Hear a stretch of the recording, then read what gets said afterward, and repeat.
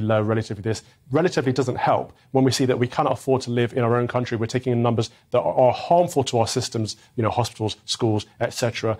Then it's all about what we can comfortably fit in. It's not about how compared to France, it's not about compared to Spain or Germany. It's about what we as Brits can take on board comfortably, what we can afford, what resources we have to help. And we should do it properly. And when we see people crossing the channel, throwing their documentation away, crossing illegally, it suggests to me they don't want to do things properly.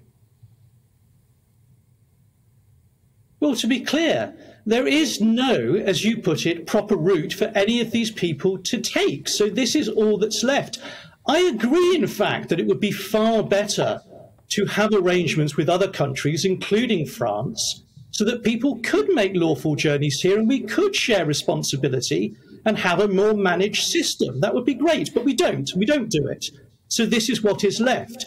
I do think that we have to recognise the fact that just as we have concerns about how much responsibility we as a nation are prepared or able to take, so do countries elsewhere. And since many of those countries have far fewer resources than us, if we are not prepared to step up to the mark, I'm afraid all we will see is a continuation of journeys like this. Yeah.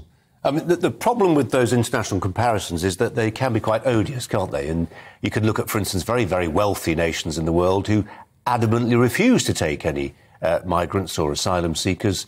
Some very wealthy Gulf states spring to mind, don't they?